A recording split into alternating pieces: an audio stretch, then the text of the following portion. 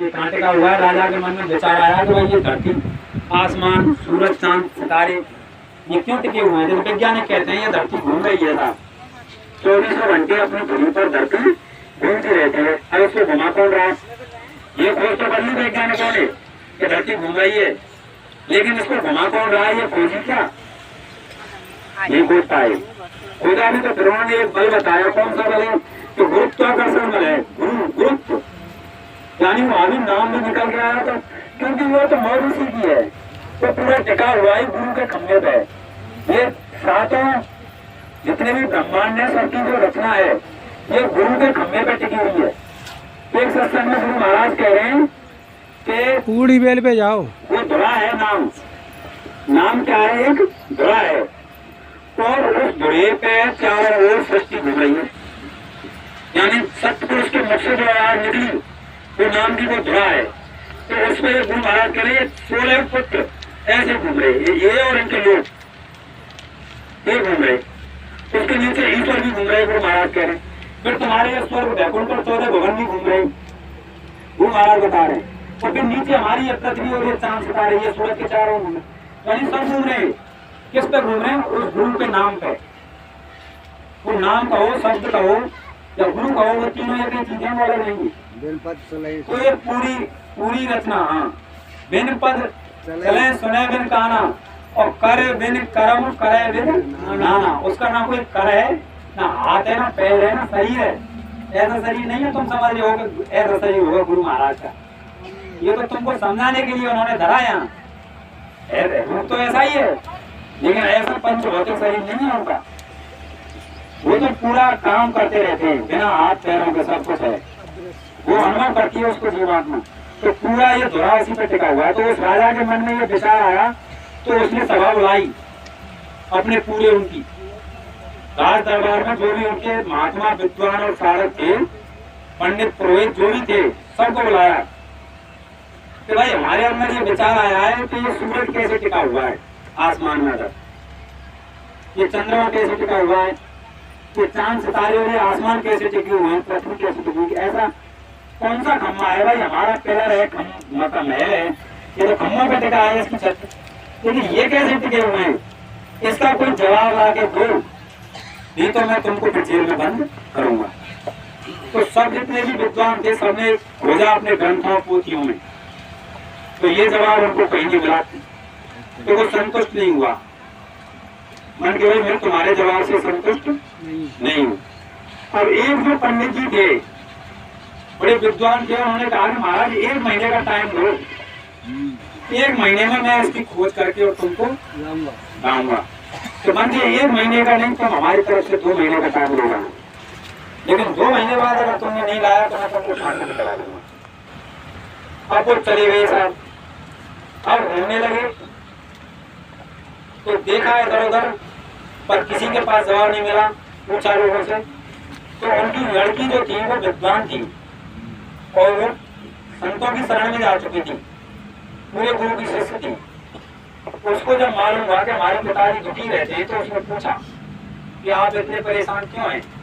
तो उसने बताया कि राजा ने ऐसे ऐसे सवाल पूछा है और मेरे पास इसका कोई जवाब नहीं है। अरे कि पिताजी इसमें इतनी सी बात, इसका जवाब तो मैं जानती हूँ। ये तो हमारे गुरु महाराज ने बता रखा है कि अरे मुझे तो पता ही नहीं था कि आप बेफिक्र रहो और आप राजा से जाकर कह दो कि इसका जवाब मेरी बेटी देगी, लेकिन उसकी 3 शर्त हैं। इसका जवाब, आपका प्रश्न है वो बड़ा कठिन है और कठिन का सवाल का जवाब इतनी आसानी से नहीं मिलता, ये तो आप राजा हो, इतना तो आप जानते हैं। तो राजा ने कहा कि बिल्कुल सही बात है भाई, जब इतना कठिन प्रश्न है तो आसानी से नहीं मिलेगा, पर इसके लिए मुझे जो भी करना पड़ेगा मैं वो करने के लिए तैयार हूँ। ये संतों की शर्त होती है। जब अष्टावक्र जी और राजा जनक के दरबार में गए, राजा जनक राजा था और पूर्ण जन्म किसानों थी, तो उसके अंदर ये भाव विचार पैदा हुए कि मुझे ज्ञान लेना है, लेकिन अब वो करना जल्दी चाहता था। तो ये इतनी दौलत आसान बोलिए, हम कहें गुरु महाराज हमारे 30 नहीं आ गए खोलो, तो गुरु महाराज तो आवाज खोलने आ गए, पर वो हम सहन नहीं कर सकते उसको। तो गुरु महाराज उसको हमको मजबूत करते हैं पहले, और उसके लिए पात्र बनाते हैं, उसमें जो पात्र का चाहिए तब हम उसको कर पाते हैं। तो उन्होंने भी पात्र बनाया था राजा जनक को, ऐसे तो उस राजा से कहा लड़की ने कि जो मेरी शर्त माननी होगी आपको, कि ठीक है साहब मैं आपकी शर्त मानने के लिए तैयार हूँ। तो 1 महीने बाद लड़की दरबार में गई और राजा से कहा कि मेरी शर्त यह है कि मेरे 3 प्रश्न हैं, ऐसा आदमी आप ढूंढ के लाएंगे तो आपको इस प्रश्न का जवाब मिलेगा। बोले कैसा आदमी? कि ऐसा आदमी ढूंढ के लाइए आप कि जिसको आप 5 जूते मारें और 5 गाली दें और वो आपको सम्मान करे और आपको वापस दक्षिणा दे, आपकी सेवा करे। 5 रुपया उस टाइम पे बहुत होता था, 5 रुपया आपको दक्षिणा दे। राजा ने कहा कि तू बड़ी मूर्ख है, ऐसा आदमी कौन मिलेगा? तो महाराज ऐसा आदमी मिलेगा। अगर ऐसा आदमी नहीं होता तो आपका ये सवाल भी नहीं होता, और ये सवाल नहीं होता तो ये धरती आसमान ये टिकते ही नहीं। जब ये धरती आसमान टिके हुए हैं और आपके मन में ये विचार आया है तो ऐसा आदमी भी है, और ढूंढो कि कहाँ ढूंढूं? कि ऐसा करो, पहले तो ऐसे नहीं मिलेगा वो। आप ये राजसी भेष उतारो, अगर आप राजा के रूप में ढूंढने जाओगे तो वो मिलेगा ही नहीं आपको। राजसी भेष उतारो और साधारण आप भेष धारण करो। एक खटिया लो, मैं आपके साथ चलती हूँ, और जंगल में चलो। तो राजा ने एक खटिया ली, साधारण कपड़े पहने किसान के, और जंगल में ले गई उसके राजधानी से दूर, और वहां कहा कि आप यहाँ रहो झोंपड़ी डाल के, और यहाँ से आप खोजो उस आदमी को रोज, तब वो आदमी मिलेगा। अब राजा ने कहा कि भाई ये तो बड़ा कठिन मामला है, लेकिन मुझे तो भाई इसका सवाल जानना है तो करूंगा। अब राजा रोज जाए सुबह और रोज पूछे, जने जने थे महात्मा विद्वान भाई ने समझने का जी वो जैसे अब तमाम कहते हैं ना कि गली गली घूमत करे गुरु दीक्षा लो, और तमाम विद्वान गुरु और उनकी कमी तो रहती नहीं। गुरु महाराज ने कहा कि संसार में गुरुओं की कोई कमी नहीं है, जवानी जमा खर्च वाले हजारों लाखों गुरु ऐसे फिरते हैं, लेकिन गुरु क्या है? गुरु तो एक सत्ता है, एक पावर है, वो अलग चीज है गुरु। और वो संतों के शरीर के पोल के रूप में काम करती है वो सत्ता, वो पंचभौतिक नहीं होती। तो जिसको वो कहे वो उल्टा 20 बार सुनाए राजा को। तो राजा की शाम को ऐसा लौटे वहां से हालत खराब, हारा थका। जब राजा को 6 महीने हो गए तो राजा ने कहा कि तुम मेरे को बेवकूफ बनाती है, तो मैं हो गया परेशान, और ऐसा कोई आदमी नहीं मिलेगा। तो मान गई कि महाराज आप एक दिन आ जाओ मेरे कहने से। तो जब वो परेशान तो हो ही गया था, अब जा रहा हारा थका, तो चलो उसने एक दिन की कहा कम से कम एक दिन तो करता हूँ। तो 20 जगह सुनता हुआ जब गया तो सीधा गया, वन की इधर से ले जाओ आप, उसने सारा कर दिया। तो जंगल में गया तो उधर से आ रहे महात्मा जी आ रहे, तो उसने कहा कि बच्चा बड़ा परेशान लग रहा है, हारा थका है, कहाँ से आ रहा है, कैसे है? तो महाराज पूछो मत, प्यास भी लग रही, कि आओ पहले तो पानी पियो। तो उसको पानी पिलाया, उसको बैठाया, बिठा के फिर पूछा कि अब बताओ आपको समस्या है? कि महाराज समस्या इतनी बड़ी है उसका कोई समाधान ही नहीं। अरे कि बच्चा बताओ तो बात नहीं क्या है? कि मुझे 5 जूते मारने किसी को, और 5 में माँ बहन बेटी की गाली दूंगा, और वो मुझे 5 रुपये देगा, ये बात है? तो मन की बस ये इतनी सी बात, और तू कह रहा है कि बहुत बड़ी बात है कि ये मार। महात्मा जी ने सिर आगे किया, 5 जूते मारे राजा ने, और 5 गाली दी उसको। 5 उसने कहा कि 5 नहीं तू 20 गाली दे, 50 दे, 100 दे, कोई दिक्कत नहीं। और उसको 5 रुपया दक्षिणा के दिए राजा को। और फिर मान के महाराज अब तो राजा का सीना चौड़ा हो गया ऐसे, और मान के अब महाराज तुम मेरे साथ चलो। मान के कहा कि अरे तुमको ही तो ले जाना, मुझे आदमी ऐसा ही चाहिए था, मुझे ऐसा ही आदमी चाहिए था, और एक लड़की है उसके पास चलना है। मान के चलो बच्चा, अब उसके पास ले गया। अब मान के कि देख ये लड़की, वो आदमी आज मुझे मिल गया जो तूने कहा था, अब तुम मेरे सवाल का जवाब दे कि ये किस पे टिका हुआ है। कि जय हो महाराज, धन्य हो। अब भी नहीं समझे तुम? गुरु महाराज ने कहा कि तुमने इसमें पकड़ा गया। गुरु महाराज ने एक कहानी और सुनाई। गुरु महाराज ने कहा कि एक प्रेमी आया महात्मा के पास, कहा कि सेवा का क्या फल है, सत्संग का क्या फल है, दर्शन का क्या फल है? तो उसने कहा, गुरु महाराज सुना रहे हैं ये सन 2000 से पहले का सत्संग है कि बच्चा तू देखना चाहता है कि सुनना चाहता है कि महाराज दिखा दें तो आपकी और बड़ी बात है, अच्छी बात है। कि देखना चाहता है तो सामने चला जा, जो पहाड़ी दिख रही है उस पे सामने चला जा, और एक पेड़ है और सामने मैदान है, पेड़ पे चढ़ जाना चुपचाप और डाली पर बैठ जाना, बोलना कुछ भी नहीं, और चुपचाप जो नजारा होता है वहां पे उसको देखना। चढ़ गया पेड़ पे जा करके, अब देखता है साहब कुछ लोग ऊपर से आए, नीचे आसमान से नीचे उतरे, झाड़ू लेके, झाड़ू लगाया, मैदान साफ हो गया, चले गए। फिर कुछ लोग आसमान से उतरे, पानी लेके, पानी का छिड़काव कर दिया, चले गए वापस। फिर कुछ लोग आसमान से उतरे, गलीचा लेके, गलीचा बिछा दिया मैदान में, चले गए वापस। फिर 4-5 लोग आसमान से उतरे, तख्त लेके, जैसे गुरु महाराज के तख्त को लेके जाते थे ना मंच पे, ध्यान होगा सभी को गाड़ी में से, तो तख्त लेके, तख्त बिछ गया। फिर महात्मा जी आए ऊपर से ही, संगत आई, पहले संगत बैठ गई, प्रार्थना हुई, फिर महात्मा जी आए, सत्संग हुआ, पूरा देखता रहा, पूरा सुना भी उसने। सुन करके जब फिर ऐसे ही हुआ, महात्मा जी चले गए पहले, फिर संगत चली गई, फिर सिंहासन चला गया, फिर गलीचा चली गई, और फिर जब सब चले गए उसने सोचा अब तो हो लिया काम। इतने में एक आदमी काला भूषण उधर से आया, पूरा काला स्याह, और आते ही उसमें दौड़ गया और लूटपोट पूरे मैदान में होने लगा।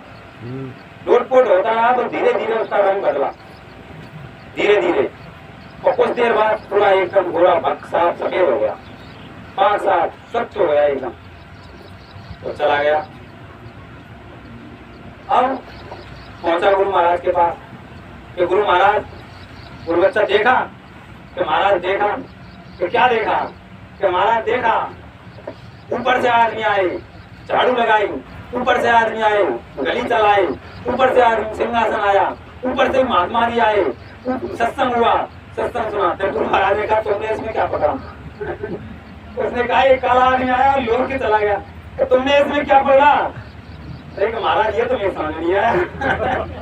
अरे कि ये दर्शन का बल था, उसने उसका बल था, उसमें लो रहा वो सत्संग में, ये सत्संग का बल था। हाँ, सत्संग का बल पूछा था, ये सत्संग का बल था।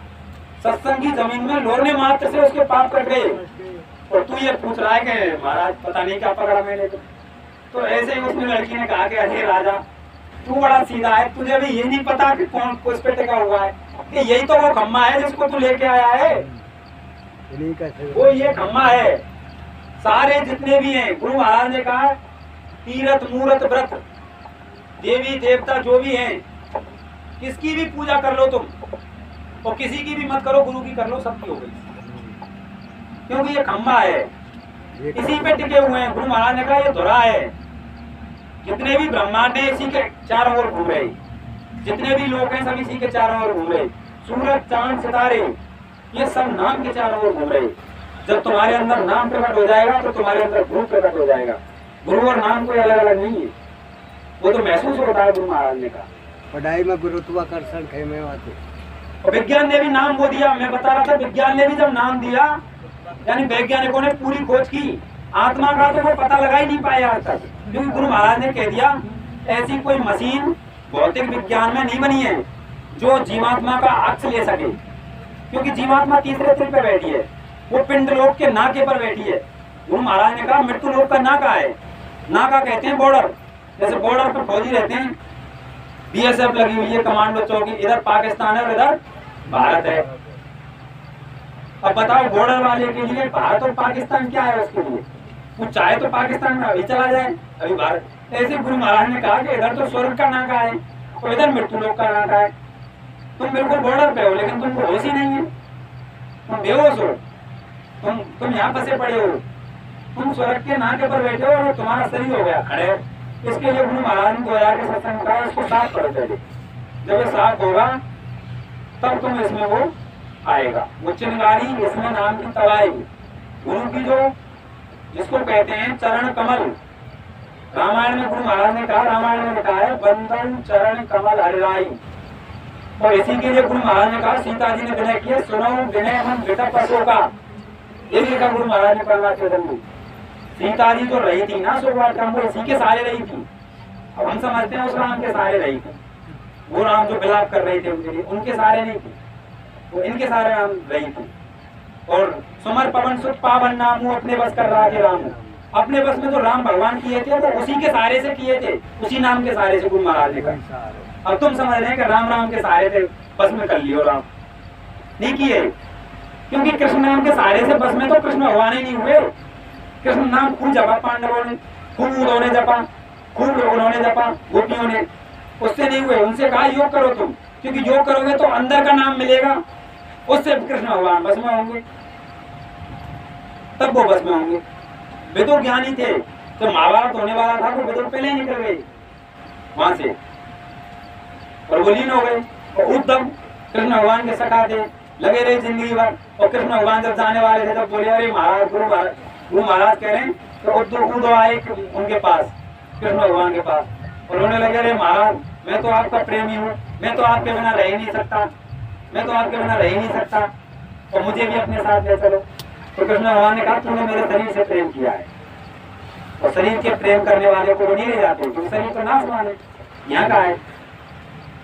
ऐसे ही शरीर से भी प्रेम होना चाहिए, क्योंकि शरीर से प्रेम नहीं होगा तो अंदर हम कर ही नहीं सकते। तो प्रार्थना में गाते हैं ना, सूर्य का गुरु मोय अपना रूप दिखाओ, और ये तो रूप धरा तुम सर्वण जीव वार का कराओ, और रूप तुम्हारा आगम अपारा सोई अब बताओ। असली रूप तो वो है, लेकिन मैंने इस रूप का नहीं होगी, वो रूप बिना इस रूप के नहीं मिलेगा। इनसे प्रेम होगा तो ही मिलेगा वो इस रूप से, क्योंकि वो रूप तो हमेशा का ही नहीं। जैसे कि रात आए गोपियों का उदाहरण दिया गुरु महाराज ने सत्संग में। गुरु महाराज कह रहे हैं कि गोपियों के पास जब वो गए कूदो कृष्ण भगवान का संदेश देते, तो वो उनको ज्ञान देने लगे। गुरु महाराज ने कहा कि हमें ज्ञान की जरूरत नहीं देगी। गोपियों ने कहा उनको, अरे मैं तो तुमको ज्ञान की बात बता रहा हूँ, इसी से तो तुम्हें दर्शन होगा, वो होगा। तो मैंने कोई ज्ञान से दर्शन नहीं होता है, तो किससे होता है? तो प्रेम से होता है। तो प्रेम से कैसे होता है? तो मैंने बताया बारे में, तो मैंने बताओ। तो गुरु महाराज ने कहा, गुरु महाराज के शब्द हैं, संत वचन की कभी कच्चे नहीं। गुरु महाराज ने कहा, हर एक गोपी के पास एक कृष्ण खड़ा था, दिखा दिया उन्होंने वो देखो, देख लो।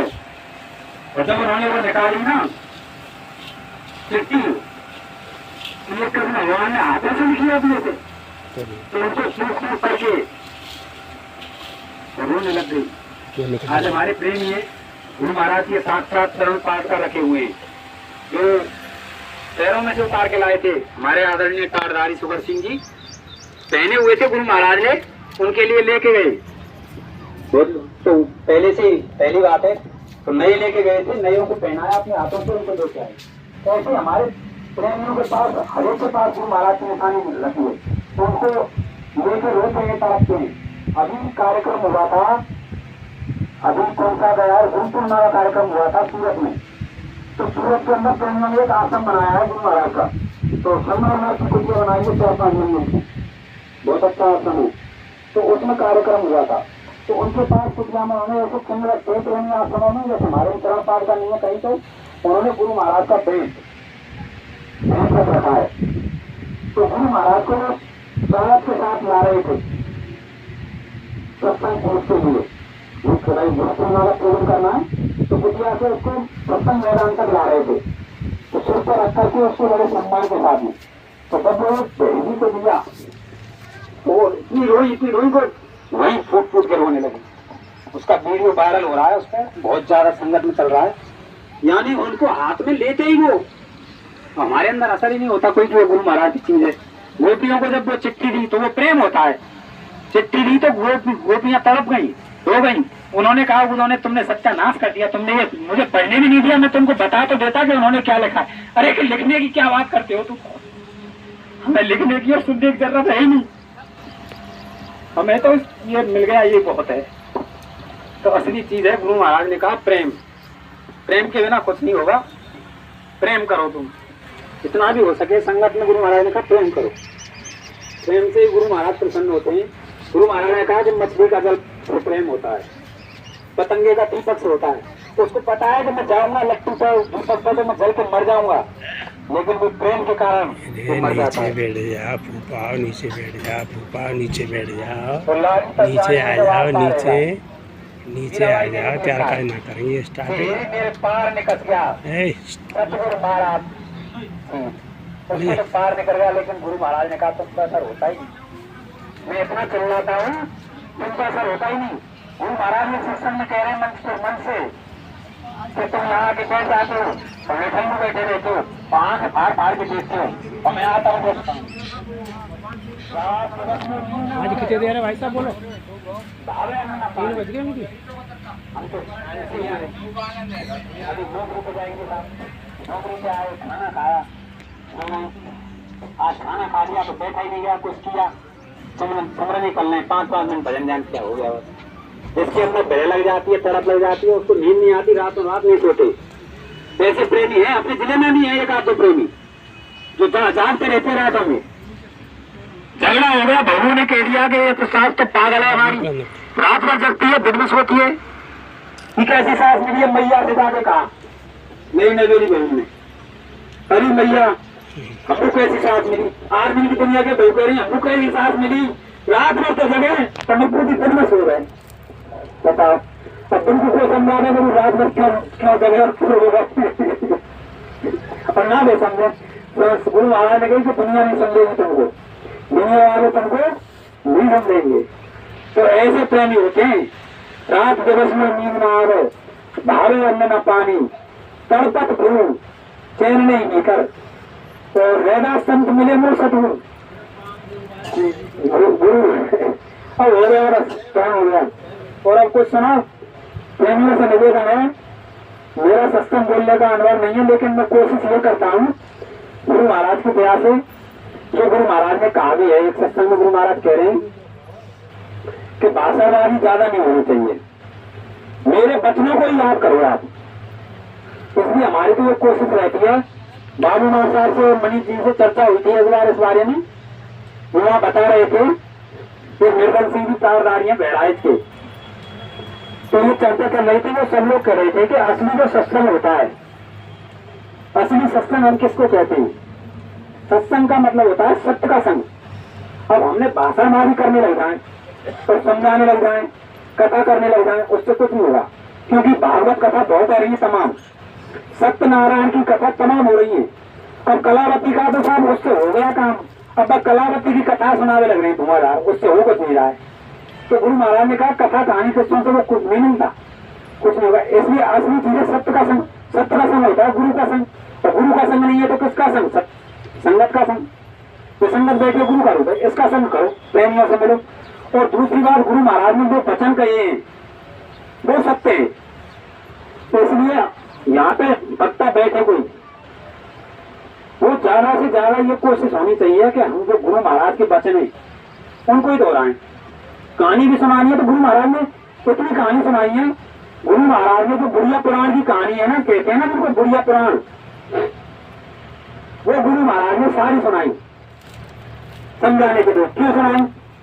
उनको कहानी की सब जरूरत नहीं थी, पर वो चाहते तो नई रचना कर देते वाणी में। इतने संतों ने ग्रंथ लिखे हैं, कबीरदास जी ने तमाम ग्रंथ लिखे, सूरदास जी ने तमाम लिखे, राधा स्वामी जी ने तमाम लिखे, तो गुरु महाराज भी लिख देते ग्रंथ, लेकिन नहीं लिखा। वही कहानी सुनाई बुढ़िया पुराण की जो चलती आ रही है। क्यों सुनाई? सरल भाषा में समझने के लिए। तो हमको वही कहानी सुनानी है जो गुरु महाराज ने सुनाई है, और ज्यादा से ज्यादा वचन वो बोल रहे हैं जो गुरु महाराज ने बोला है, उनका असर होता है। हमारे एक तारदारी है गाजियाबाद की, मैं उनको सुनता रहता हूँ, कोटी गर्भ, उनको गुरु महाराज ने आदेश दिया कि आप खतौरा में लैट्रिन बाथरूम बनवाइए, तो वो गए। अच्छी नौकरी पर थे वो, अब तो रिटायर हो गए, विदेशों में पढ़े थे, अमेरिका में, तो उन्होंने पढ़ाई की थी। तो उन्होंने 3 डलवाई वहां पे, सबसे पहले जब काम चल रहा था मंदिर का, 3 डलवाई लैट्रिन बाथरूम बनवाई। तो गुरु महाराज जब देखने गए उसको तो बड़े खुश हुए गुरु महाराज, तो खुश होकर के वहां 10-5 करोड़ खड़े थे, उनसे कहा कि देखा इस बच्चे ने अकेले ने, जैसे हमारे तारदारी की है, इतनी मेहनत की है इस छप्पर के अंदर, हम वर्णन नहीं कर सकते। यानी दिन को दिन नहीं समझा, उन्होंने रात को रात नहीं समझा, रात में सबके लग रहे। बताओ, ये भाव होती है। आश्रम में सेवा करने की। तो ये सत्संग की बात बता रहा हूँ मैं।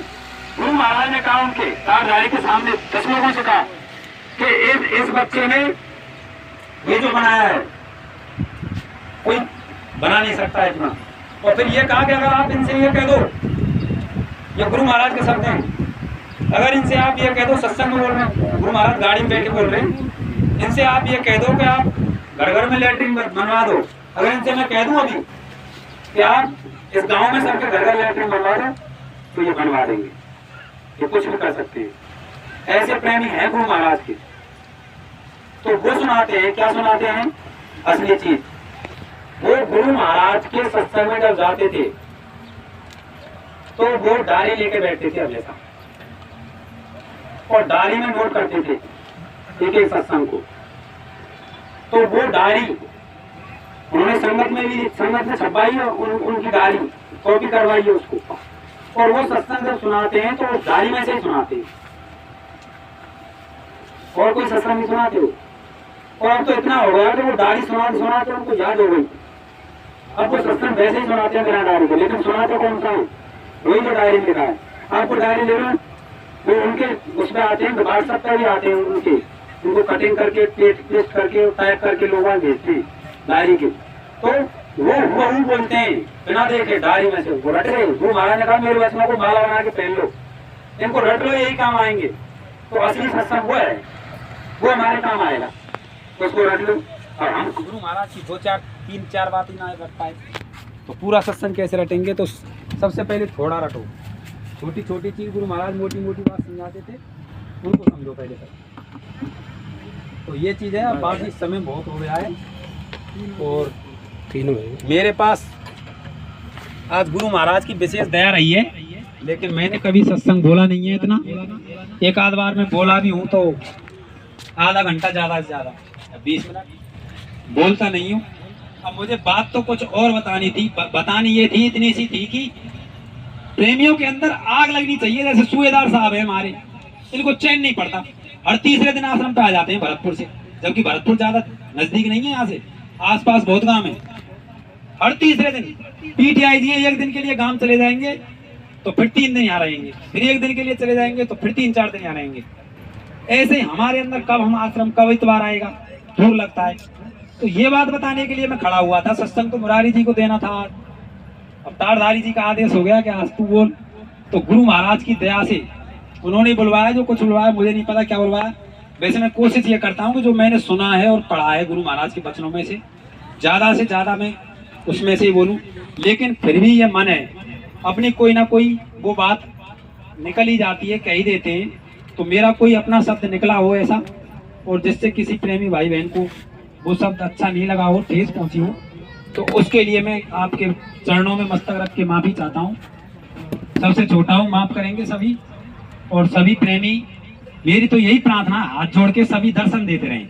ये गुरु महाराज का चिन्ह है, ये आश्रम है, गुरु महाराज का चरण पाद का यहाँ मौजूद है। तो बहुत बड़ी दया है गुरु महाराज की।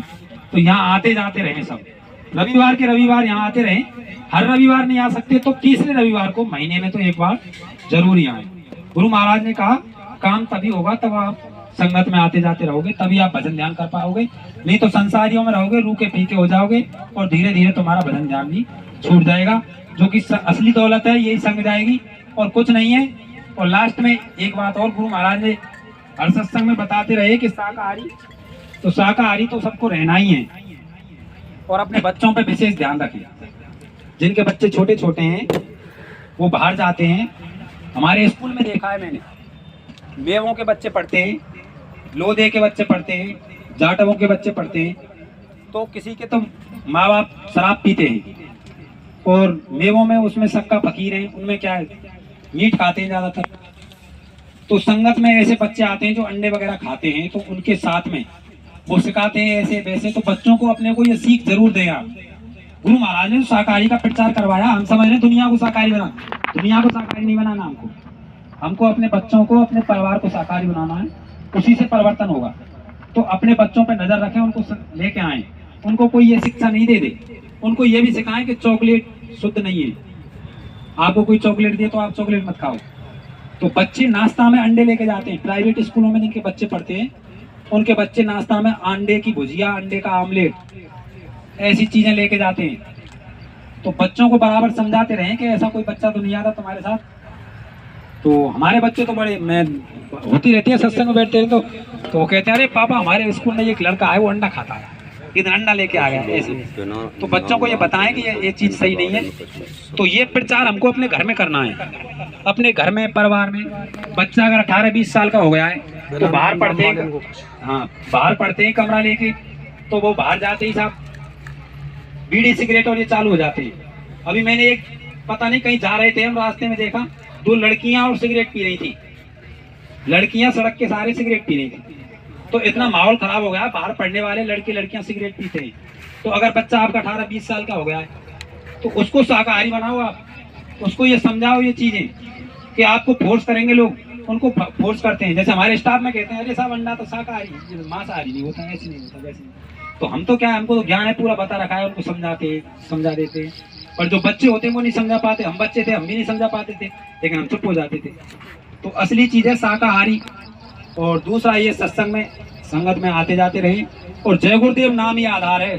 जय गुरुदेव नाम को पकड़ लें, इसको पका लें, ऐसा हो जाना चाहिए। हमारे 6 बहन भाई हैं हम, तो बचपन से ही सबके अंदर ये चीज है कि नेक भी अगर कांटा भी लग गया तो हे गुरु महाराज, लेट हो गए स्कूल, बचपन में जा रहे हैं, हे गुरु महाराज, जय गुरुदेव बाबा बचाना, आज पिटाई होगी, जय गुरुदेव बाबा आज होमवर्क नहीं किया, पिटाई होगी। तो ऐसे जब बच्चों में रख जाएगा जय गुरुदेव नाम तो वो आधार बन जाएगा। तो असली चीज जय गुरुदेव नाम है, इसी को आप पकड़ लें। क्योंकि गुरु महाराज ने कहा है खुद कि अगर जय गुरुदेव रटने लग गए तुम और ये पक गया तो नामदानी तो आप हो गए। और नामदान लेकर तुमने अलमारी में रख दिया, माला खूंटी से टंग रही है, और वो नाम एक दिन लिया नहीं तुमने, तो नामदान का कोई तुमको फायदा नहीं, और वो नामदानी नहीं है, ना वो सत्संगी है। अब मैं वाणी को विराम देता हूँ। सभी प्रेमी लोग खड़े हो जाएं, मालिक की आरती करें। जय गुरुदेव।